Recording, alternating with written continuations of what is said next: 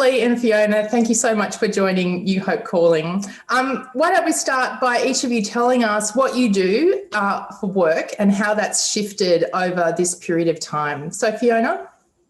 I'm the Group HR Operations Manager for Gemina, which also involves Zinfra, an energy infrastructure company or electricity and gas in Australia. And so I look after all of the HR operational components of that organisation of about 3,000 people, in virtually operating in nearly every state and territory in the country. And since March, the whole office workforce, which comprises about 1,600 people, has been working from home, online, video calling each other, and surprisingly adapted super quickly to that, despite some of the fears of some of the exec managers around, the productivity that might be lost, but it was in fact the reverse. And for you, Leigh? So I'm working for a small business, not 3,000, but we're about 3 people at the moment. And it's a small business I started about 18 months ago called NewHope. And that work involves working with senior leaders, CEOs and leadership teams around organisational culture and strategy. And so a lot of one-on-one leadership coaching, workshop design and facilitation. It's changed a lot over the last few months, obviously. No longer working in the city office, but working from home in this room that I'm very familiar with now. And pretty much everything I do is virtually now. So I'm zoomed out by the end of most days. Certainly part of our new language, isn't it, being zoomed out? Absolutely. Well, I wonder, what have you both noticed about the way in which your relationships with your colleagues has changed?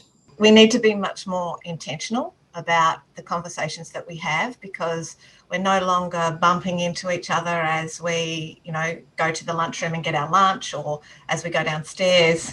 We used to go downstairs in our office building and go and grab a coffee. And I've certainly noticed that I'm having our Zooming meetings, or our Teams meetings is the platform that we're using, but mostly with my team and the people in our business that I need to connect with to do my job, but I'm not bumping into those in other departments that I would ordinarily see, and have those conversations that might connect the dots for me with something I'm working on and that they're working on, and then we go, oh, we should get together and talk about that. And so those sorts of conversations are not happening. But in terms of my own people and the people that I am working with, we are having deeper conversations around well-being and certainly people's, their life at home.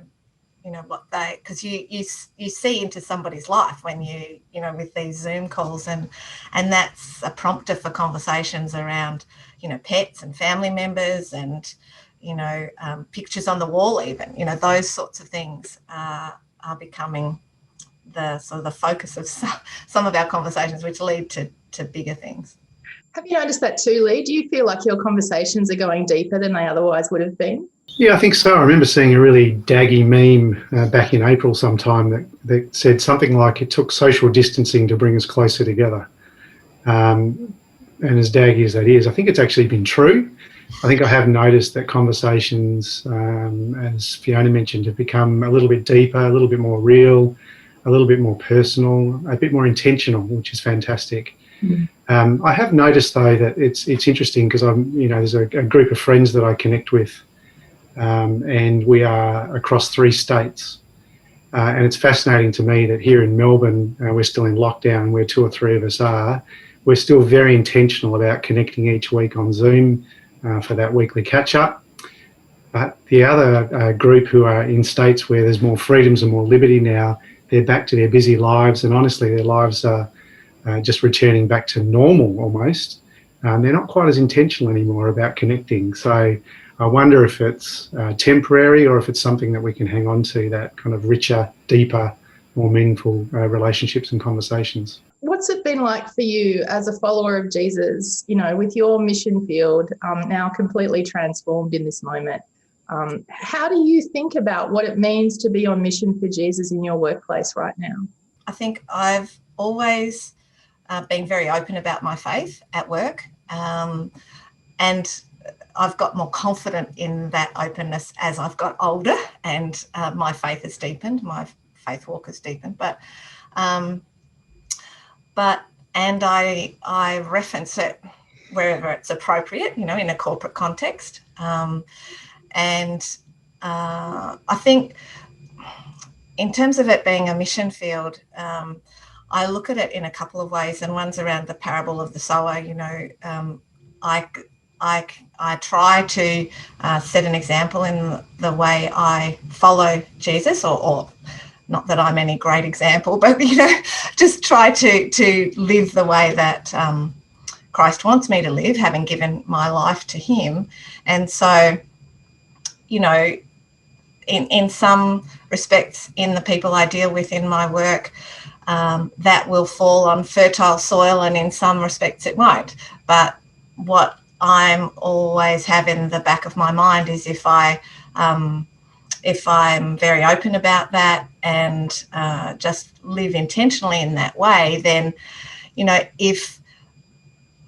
if they take no action based on any conversations we've had or what they might observe, hopefully down the track there'll be some other God moment or some other person that will cross their path, and that will there might be a connection back to the seed that I potentially sowed 5 years ago or 3 months ago, that might help them to want to explore their faith further, or spirituality in terms of Jesus Christ further, and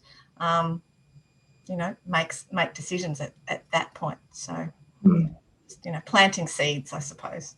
Leigh, one-on-one leadership coaching is a very intimate context where you're dealing really with the whole of the person. How does your faith come into play in those kinds of relationships? It does. It does a lot, actually. I really try and have an integrated approach to my faith and work, and so I try and see everything that I'm doing as part of or through a missional lens or in a missional context. I think for me, I remember a few years ago I was working at World Vision, and we were organising a trip to the mission field for a group of pastors heading to India. And I remember one of the pastors, when he came back, he had this really lovely quote that he gave when he was speaking to a group. He said, "I went to India thinking my job was to plant the church so that the kingdom could grow. And he said, I've come back from India realising my job is to plant the kingdom so that the church can grow."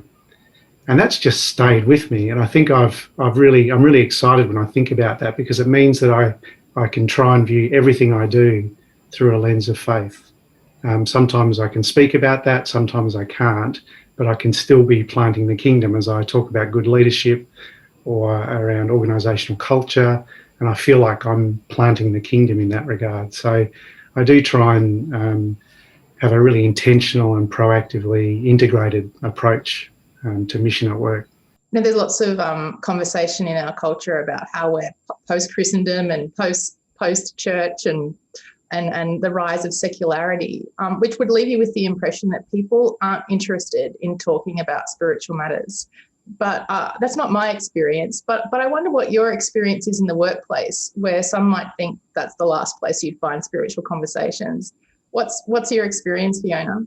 It's interesting, particularly in this period, the last 6 months when we've been going through COVID. I think I've been referencing prayer a whole lot more when just in my conversations, just generally, because people know, where I stand on these, in my faith.